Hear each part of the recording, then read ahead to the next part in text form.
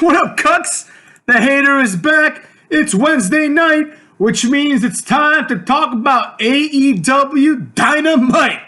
I'm pretty sure that rhymed, but I'm not 100% in this bitch. Wasn't trying to make it rhyme, but yet here we are. First of all, as usual, let's talk about new subscribers. We've gotten a few. Only one of them has appeared as a name on my email. Thank you to the people that have emailed me, by the way. I probably will respond to you at some point, but I might respond to you all in a video. I'm not sure. Point is, thanks, motherfuckers. If you do want to email me, the email address is indiewrestlingsucks@gmail.com, motherfuckers. New subscriber today, we got Kevin Conroy Batman. A lot of people keep saying, oh, Heath Ledger, what a great Batman he is. No, motherfuckers. Kevin Conroy. That's the only Batman I like. Been this. You know what I'm saying? Now let's get to the show. All right. We've actually got a lot to cover here. There was a lot of stuff that went down in the show. It felt like. Anyways, first up, we have Jon Moxley. Jon Moxley! Oh, douchebag. He comes out and says that AEW has brought pro wrestling back. I mean, come on now. I guess he's right. Doing the same exact shit, but on a lower level than AEW, and adding things like Orange Cassidy is definitely bringing wrestling back. I have yet to see AEW do one thing that's original and one thing that's different. I read a little thing somewhere recently, right, where Matt Jackson or Nick Jackson, one of the young cucks, they said that like the mistake TNA made was that they were the same thing as WWE except lower quality, and AEW will be different. Well, I have yet to see how AEW is different. They got different wrestlers, obviously, but there's nothing in AEW that you're like, wow, I've never seen this before, or wow, this is so different from WWE. On the contrary, cucks, it's the exact opposite. You turn it on, you're like, what the hell am I watching? Bash at the Beach? Now they're gonna do War Games? You know what I'm saying? Come on, man. Get the fuck out of here with that bullshit, right? So, after he says that, he declares that the championship is not just his, but he belongs to everyone in attendance and everyone at home. Now, you know what this means, motherfucks? That means that the hater is now the AEW World Heavyweight Champion. It also means that Isma Styles is now the AEW World Heavyweight Champion, along with AJ 2000, who also is the AEW World Champion. Don't forget about my boy Moosh. Moosh, AEW World Champion. Lars Henry, we already know he's a multiple-time World Champion, so there you have it, motherfucks. All my friends and I are now AEW World Champions, according to Jon Moxley, right? Jericho comes out, he says the Moxley era, and I quote, he says, it sucks ass, which I thought was funny because it's something that I'd say. After that, he pretty much says that, if Jon Moxley doesn't, if Jon Moxley walks out of the arena, then Jericho will take a 60-day leave of absence. So I'm thinking to myself, man, shit, Jericho must be getting bored himself, he must be like, fuck this, I need to take a 60-day break from this garbage, right? So, after that, this wasn't really that great, but after that, we had, the Dark Order versus 3JU, or as I like to call them, 3 Jobber Uncensored. You know what I'm saying? The SCU, and with SCU, 3JU is Cucked Cabana. Now, Cucked Cabana is a guy whose career highlight was being on Velocity under the name of Scotty Goldman. This guy, they didn't even try with him. They were just like, dude, you're here to be a jobber.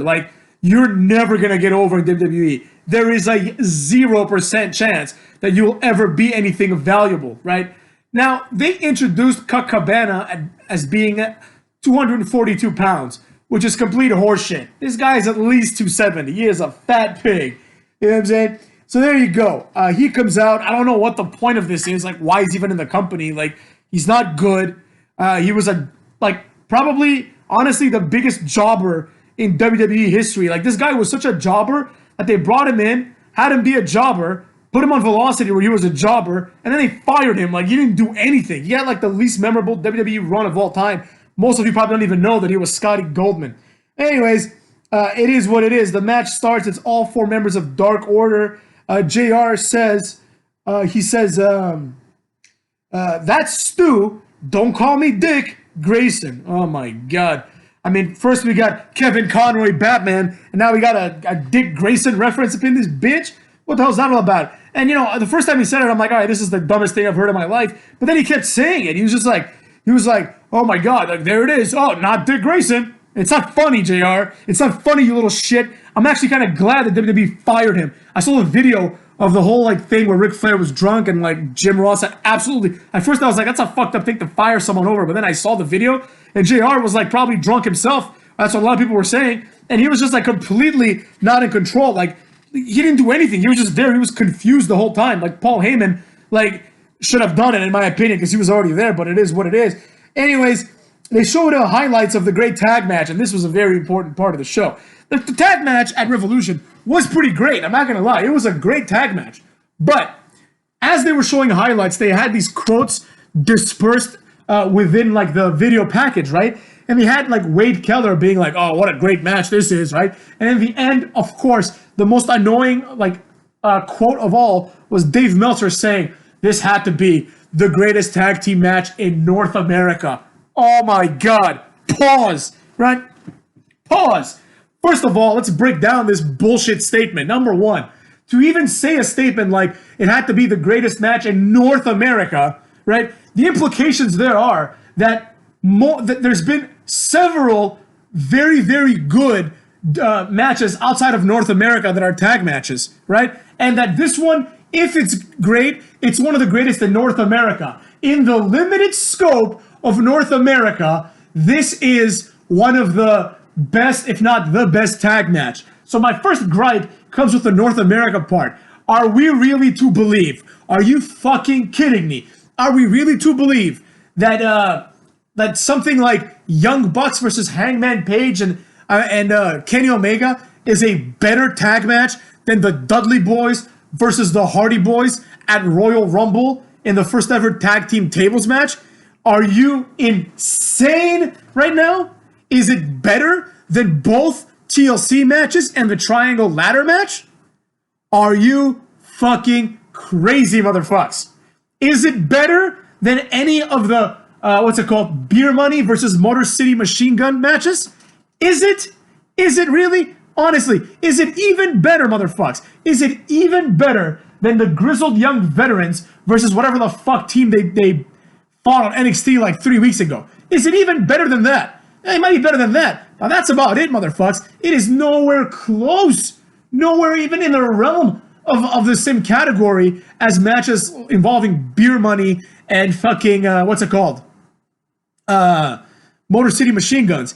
AJ Styles and Christopher Daniels versus LAX. Some of those matches were some of the best matches ever, And this guy's yeah, but they don't hold a candle to Yoshihashi and Ren Narita versus Makazuki Machikoto and Manabu Nakashiki, or whatever the fuck that guy's name is. This is ridiculous. So first, he implies that tag matches in Japan are so much better in WWE and in all of North America, right? That it's a no-brainer that the best tag matches would be outside of North America. And that if this one is the best match they've had in North America, it's the best one only in North America. It still doesn't touch these great legendary tag matches. Get the fuck out of here. This guy, I don't even know how he has any credibility. In my opinion, he has zero credibility. You know what I mean? It's ridiculous to me. On my phone, I'm getting some notifications here. AJ2000 is telling me to read his first comment. He's talking about Mexican cartels and the Yakuza apparently he said something on my, I don't want to misquote him because he did say, look at my first comment, but he said something WWE doesn't go to Japan because the Yakuza, the New Japan promoters have the Yakuza in their pockets. And I'm just dude, are you kidding me? First of all, the Yakuza is a bunch of old bags now. I was in Tokyo 2 years ago and all I heard was about how the Yakuza is no longer a threat. They're just old people. They can't recruit new people. This fucking dog is barking outside. And furthermore, more importantly than that, the Yakuza is now like a pseudo peaceful organization. they're out there giving like earthquake relief. They're not these like real gangsters anymore. You know what I mean? Like the only real gangsters are like the fucking Eastern European like mafias all over America and the Italians still. You know what I'm saying? And of course the Bloods and the Crips, motherfuckers. Can't forget them. MS-13 as well. You know, but the Yakuza. I mean, I would put the Triads over the Yakuza at this point. You know, just because the Yakuza have a bunch of games about them doesn't mean they're tough. You know what I'm saying? There you go. There you have it. Honestly, what happened to Japan, you know? Since we're talking about Japanese tag matches, what the fuck happened to that country? I mean, I got my theories, probably the atom bomb, honestly, but like, let's be real, man. Like, these motherfucks. Like, have you seen those old Japanese movies where it's like a samurai? This guy's got like a full beard, like a nice little ponytail, slaying motherfucks left and right with his sword. You know, like zero emotion, like cold-blooded, ice-cold Japanese killers, man. Rape of Nanking, motherfuckers, which was a horrible world event. But they're out there just slaughtering the Chinese like nothing, like dogs.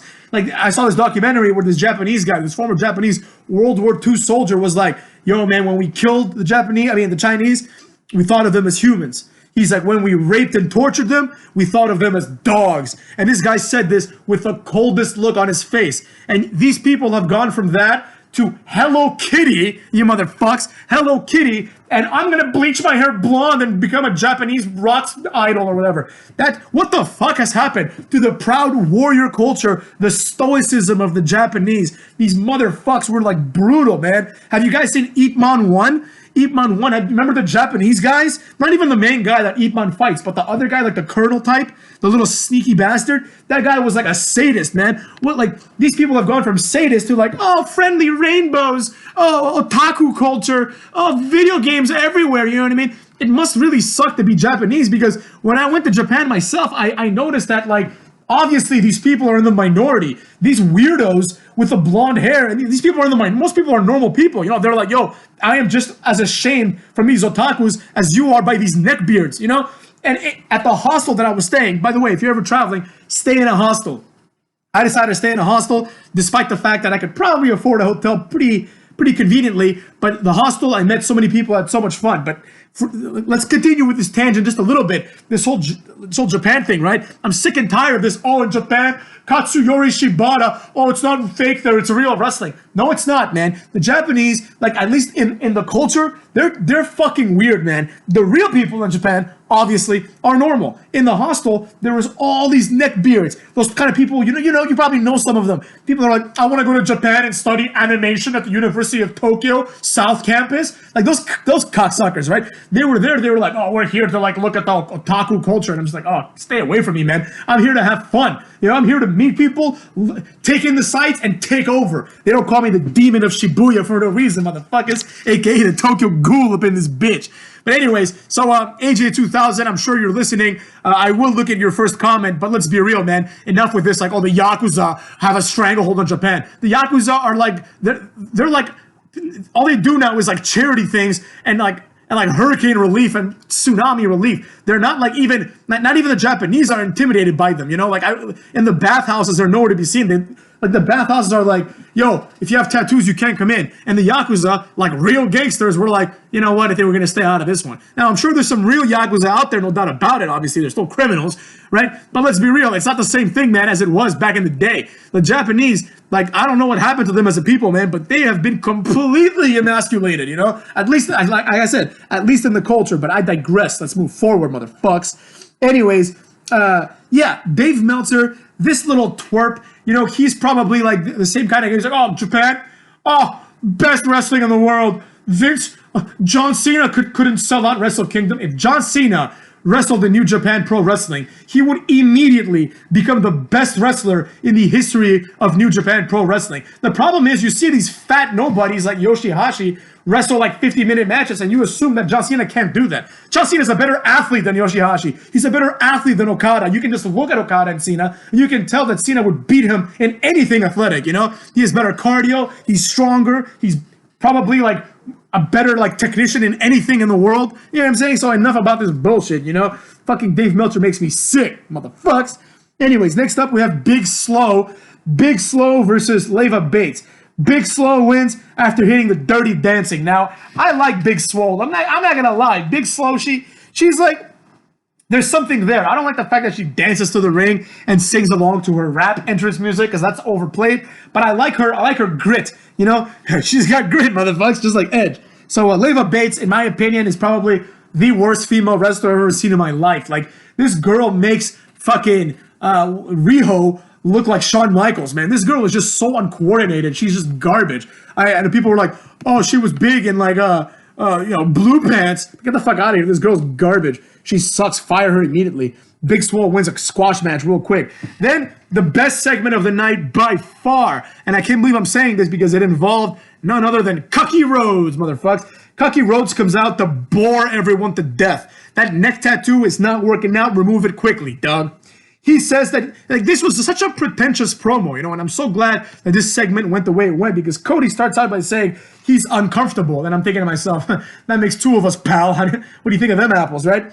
And then he says the only way that Cody will be comfortable is if MJF comes out and says that he beat Cody fair and square. Pause. Pause right there. Why the fuck would anyone care about Cody Rhodes finding comfort? Like the ego on this jobber.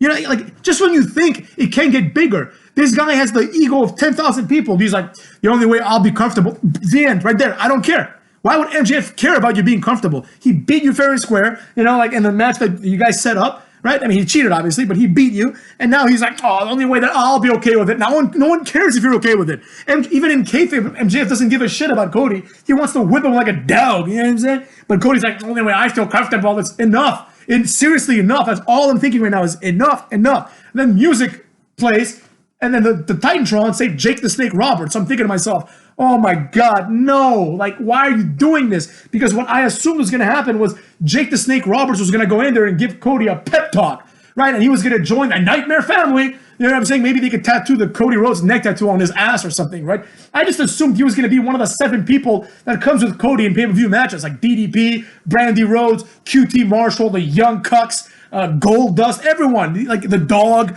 All these people come out with him. So I'm like, oh man, Jake the Snake Roberts is also going to like be like, oh Cody, like, you know, get a hold of yourself, find your inner strength or some gay bullshit like that, right? But the facts are what they are. That's not what happened. Praise God. Basically, Jake the Snake Roberts comes out, and he, first of all, he towers over Cody, even though he's an old man. He's just substantially bigger than him, you know? And he says he's tired of Cody crying and bitching. So I'm like, good. I'm glad someone's saying it. Now, of course, I'm thinking the next sentence out of his mouth is going to be like, man up, find your inner spirit. What would Dusty think? Some bullshit like that, right? But that's not what happened. What happened was he then cut an awesome, like a great promo. It was cryptic about darkness coming, but basically he was like, look, you know, I'm fucking tired of you, man. Like he's like, you're a bitch, you know, and he's 100% right. He completely cucked Cody today. He was like, you're a bitch. I'm tired of you complaining about everything, you know, and he's like, I'm not here to take over like the whole pie, right? I just want your share, right? And he says that darkness is coming and he has a client. Now, some nerdbeards are saying the client might be Luke Harper. I hope it's not. I hope it's someone actually worthy of being a main eventer. You know, this is something that could be good. You know, I don't want this to turn into another like Ty Dillinger, Tully Blanchard thing. You know, you pair up a guy that you like for a minute with an old bag and you hope that he gets over, you know? No, like Luke Harper is like good enough in the ring. I've always liked Luke Harper, but Luke Harper honestly just is not a star. It's as simple as that. Like he's tall as shit, but he's not like, and he's intimidating looking because he has this like blank look on his face, but he's not like jacked. He's not this like monster of a human, right? Like there's no reason why someone, let's say like Randy Orton, would be afraid of Luke Harper, you know? Of course, someone like Darby Allin would be terrified of him, but we're talking about a certain standard here, right? So I'm hoping it's someone new. Can it just be someone new? You know, like someone we've never heard of, kind of like MJF came out of nowhere. Someone new like that. Not Jeff Cobb new, but like new. Like here it is, Newman McGee, right? Just call him Newman McGee, right? He comes out. He's like, kind of like how in TNA they had when Abyss was like face, James Mitchell was like, you know what? I'm bringing another guy here, motherfucker. They did like an Undertaker Kane type thing, and they brought in Judas Messias. Now it didn't work because Judas Messias was about 6'1", and Abyss is like 6'7". So it was ridiculous. Like this is the guy that Abyss is supposed to be terrified of. He's like a fat, like, Mexican jobber from, like, CMLL. Like, Abyss would destroy this guy, you know? But if Judas Messias had been someone huge, you know, if he had been, like, 6'7", you know, like someone like Abyss, right? Then it would be like, holy shit. Like, if they got Abyss, like, if they signed Abyss, let's say, right? I think he's a producer in WWE. But if they signed Abyss and they just completely ignored the fact that he was ever Abyss, and they just called him, like, I don't know, the Dark One or whatever, right? That would be sick. That's what I want to see. I want to see new things. You know, the problem with AEW is that, like, instead of giving us new things, all they give us is, like, rehashed shit. And then they claim that we brought wrestling back. No, you didn't. All you did was sign Goldust, sign Ty Dillinger, sign Dean Ambrose, sign Jericho, and call them stars, even though they're not, except for Jericho. That's the problem right here, right? So, what's it called? In the end, what's his face? Jake the Snake Roberts, he ends it by basically saying something along the lines of, a man once told me, Cody, never turn your back on someone you respect or someone you fear. And then he turns his back on Cody and walks away, which was great because there's no reason to respect Cody and there's no reason to fear Cody because he is a cuck. He is a cuck inside the ring. He is a cuck outside the ring. He is a cuck in kayfabe and outside of kayfabe. So I'm glad that this angle is happening. I can only hope, I'm pretty sure this is going to be the highlight of this angle. I'm sure it's going to go downhill, motherfucks, when they reveal the client of Jake Roberts to be like fucking Mordecai or fucking, that actually would be better than Luke Harper in my opinion, but that's neither here nor there. Next up, we have Cuck Taylor versus Adrian Neville. All right. I mean, Chuck Taylor is like probably the most generic wrestler ever. You know what I mean? People often joke like he looks like a creative wrestler. This guy is just a jobber. Like this guy, like I don't even know. He doesn't even try. You know, he makes me appreciate people like Orange Cassidy because at least Orange Cassidy is trying to work a character. You know, him and Trent Beretta is just goofy, man. I remember when Trent Beretta joined Rocky Romero and they made a tag team that became like multiple time IWGP Junior Heavyweight Tag Champs, which I'm sure means that they had plenty of 5-star matches according to Dave Meltzer, right? He replaced a guy called Alex Kozlov, and no one cared, right? Because Alex Kozlov was a generic jobber, and Trent Beretta is a generic jobber. So when you replace a generic jobber with another one, no one cares. You know what I'm saying? That's the problem. No one cares, right? And I'm gonna get to a mini rant at the end of this, motherfucks. So let's get through this, right? Taylor hits the awful waffle, which is one of his finishers back in the day. For 2, he misses the moonsault, gets caught in the brutalizer. Lucha Bros and Pac attack the best friends at Orange Cassidy. They form a new faction now called the Death Triangle or Triangle or whatever de la Muerte. Right? All right, fine. I'll see where this goes. I mean, it's just another trio. Like he pretty much Neville says no one is safe, which is what Jericho said earlier. Like, come up with something new. You know, like every faction is the same in AEW. Now. They show a little vignette of Ty Dillinger, who looks like a star compared to the jobbers of AEW. It's him and Tully. And Ty Dillinger is still looking for a tag team partner. I'm sure this is an ongoing storyline on AEW Dark, but I don't watch that garbage, so I don't know, right? And now, to find his tag partner, they're doing like a Twitter campaign. A Twitter campaign. You know what I mean? Where they're like, yo, fam, like, tweet out if you want to be like his partner or some shit. I don't know, right? Who cares? Complete failure, in my opinion. Then we have QT Marshall and Jack Swagger for this week's Who Gives a Rat's Ass match of the week. QT Marshall comes out like this guy just looks like a dweeb. You know, I don't even know how to explain it. He's bald, he's fat, he's unathletic, he's uncharismatic. Like I don't even know what this guy brings to the table, right? But he fights Swagger, who looks more like shit than he did like at the pay-per-view, right? Swagger does the arm triangle for the win. I do like, JR explained that like he's won his 2 MMA matches, like his 2 Bellator matches. Jake Hager won them using an arm triangle, probably on the ground, obviously. But the point is like, I like how he's incorporating that as his new finisher. You know what I mean? Because it's like, yo, like he's actually won fights with this, you know? So it adds a little bit of something to it, right? After the match, a brawl ensues. Matt Jackson comes out to save the day, gets his ass whooped. Hangman Page comes out with beer and shit, puts the beer down slowly, and then saves the day. And then he flips off Matt Jackson, which I liked. Now, the match was shit. The segment was all right. You know. Next up, we have Ambrose and Darby Allin versus the Inner Circles, Jericho and Sammy Guevara. Right. As John Moxley makes his way from the crowd, he gets attacked by 3 dudes in a mask. So I'm like, oh shit, who are these motherfuckers in masks? Take off their masks. Guess who? the inner circle. You do not need masks for this. Hoodies would have sufficed. So they beat the shit out of Jon Moxley. He fights back. They beat him up again. He fights back. They beat him up again. Then the most ridiculous match ever happens. Darby Allin in a handicap match against Guevara and Jericho. Like, Darby Allin has a longer match than he deserves, considering what he is. A tiny jobber fighting a former multiple-time world champion main eventer of WrestleMania, and Sammy Guevara, who is bigger than him anyways, right? He has a good showing. He goes for like a suicide dive, but Jericho hits the Judas effect while he's doing the suicide dive, throws him in the ring. Guevara pins him. After the match, Moxley comes to attack everybody, and they put Moxley through a table off the ramp. They powerbomb him off the ramp onto like 2 tables, right? So I guess Jericho's not going on a 60-day sabbatical, so I guess that's kind of good. I don't know. Aside from the Jake the Snake like segment, nothing here was interesting or entertaining. None of it, right? None of it felt like a story was being told. The only thing was the what's it called? Oh, there was also, I think, an SC. Did I talk about the SCU match? I did. Who won that match? I don't even remember who won that match, motherfucks. I think, Colt Cabana won it for those assholes. So yeah, I mean, I don't know, man. Like, it wasn't a good show, and in my opinion, the main reason why it wasn't a good show, there's one reason why it wasn't a good show, and it's the same reason why a lot of wrestling is not producing good shows, and that reason is quite simply this, motherfucks. It's the fact that wrestling now lacks variety, right?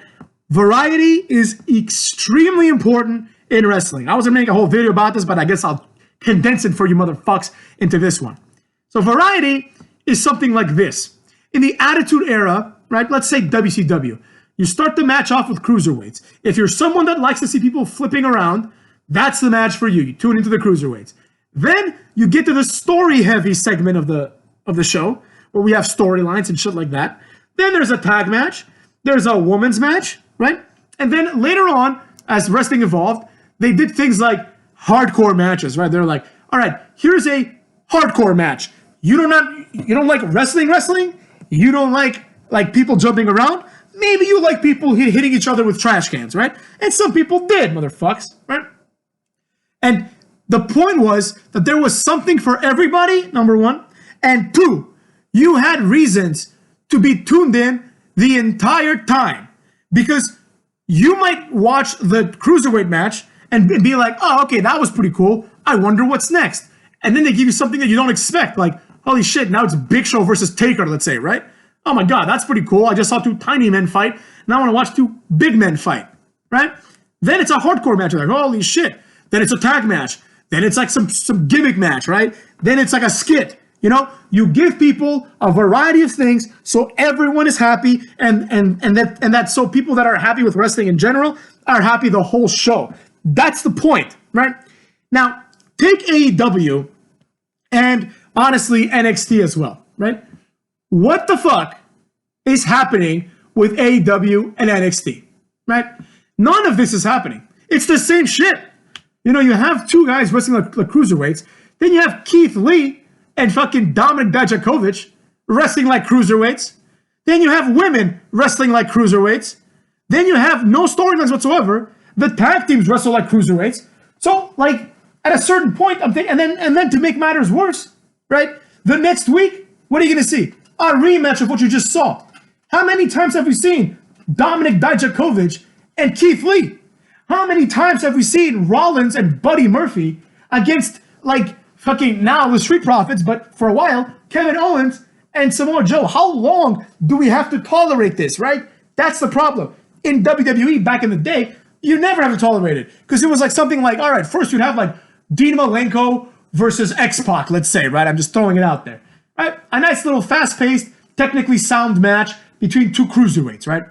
Then you'd have a Too Cool match, which was a gimmick, a spot fest, right? You have Too Cool doing things like the worm, dancing, Rikishi putting his ass in someone's face, things of that nature. You understand what I'm saying? You had some cool shit going down. Now, what do you have now? Now you don't have any of that, right? Now it's just like the world champion is a cruiserweight, right? Like Adam Cole is a cruiserweight. You know, the challenger is a cruiserweight, the tag guys are cruiserweights, and the 3 guys that you have that aren't cruiserweights, you make them wrestle like cruiserweights. You know what I mean? Well, I don't want to see Keith Lee doing a Hurricane Rana. I mean, once in a while, it's cool. Right? I don't want to see him doing a Hurricane Rana on like a 6'8" Dijakovic, only for Dijakovic to get out, like kick out at 2, and then hit a corkscrew splash. What I want to see is Keith Lee and Dijakovic versus like, I don't know, Lindsay Dorado and Grand Metalik, right? So they can whoop their ass. I want to see Keith Lee powerbomb the shit out of Jack Gallagher. That's what I want to see. I don't want to see him doing flips. You know what I mean? That's not fun, you know? And more importantly, it's not fun because if it even was fun to begin with, right? Seeing it again and again doesn't make it fun. Whereas, you know, if you have like all these matches, right, that are different all the time, and at the pay-per-view, you have your Cruiserweight Championship match, you're like, man, I don't see that many Cruiserweight Championship matches. Maybe this one will be tight as shit, right? So you pay attention, and you watch it, and hopefully you enjoy it, right? But in NXT Portland, and I bet you, motherfuckers, in the next NXT TakeOver, every match will be the same. False finish, kick out at 2, a flip, everyone will do the Canadian Destroyer. In AEW, same thing. Goldust does the Canadian Destroyer. Gavari does the Canadian Destroyer. The only people that wrestle correctly are Jericho and, to a degree, Dean Ambrose, because he's not a flippy guy. He's just doing moves, you know? So that's what I got to say about that, man. Variety is what makes wrestling work. And this episode of AEW did not have that. Pac and Jericho played the same role. They attacked a face and then declared that no one is safe. You know what I mean? The Dark Order has been doing this for weeks. The fuck, man? I don't want to see this shit no more. You know, so there you have it, cucks. There you have it. We're on our way, motherfucks. We're on our way to 500 subscribers. How soon will we get there? I don't know, but we're at 414. And yesterday we were like at 409 or some shit. So it's going pretty well, I suppose. So I can't wait till 500. That's a big milestone for me. As many of you know, that milestone was like my absolute highest goal for my first year. And we're not even halfway done with the year, motherfucks. The hater is roaming on your bitch asses. I'm jocking on your bitch asses. You know what I'm saying? So now, what do we have to look forward to? Well, today's Wednesday, so I might watch SmackDown. I don't know what I'm doing this weekend. I'm not sure. So I was supposed to hang out with my friends today, but we didn't get a chance to. So I might hang out with them on Friday. So I don't know if I'll watch SmackDown, but I'll probably DVR it regardless. So there you have it. Cucks. Yeah. I did I'm going to put a link in the description. Watch my mega rant. It's 1 hour of me talking shit. One of my favorite videos. I've actually watched it myself, and I even laughed a couple of times. Cucks. So there you go. You know, we're going to keep it going. We're going to keep more variety. We're going to make, some of you have told me you like my culture videos where I talk about not being a cuck and things of that nature. We're going to do a few more of those soon, cucks. So there you have it. I mean, I try to do as many videos as I can for you motherfucks, but sometimes I get tired. But I've done a lot of videos. I've already done like over 100 videos. I've been around for 5 months, you know? And I think that's why some of my videos don't get that many views, because as soon as I put up another video, everyone watches that other video, you know? And then I guess the algorithm doesn't pop my other videos up for the people just searching around, cucks, you know, because I noticed that the videos that I put up last and I leave for 5 days, they get 1,000 views. But the videos that I put up, for example, yesterday I put up a video, 334 views, not bad, right? Not bad, but it would get probably to 1,000 views in a couple of days if I didn't put up this one, you know? So there you have it, motherfucks. Watch my videos, and if you're one of the few people who has yet to hit the subscribe today button, right, I suggest you do so. And email me if you have anything to say, or write in the comments. Preferably write in the comments so we can all share in, motherfuckers. All right, bitches. See you guys soon. Fucks.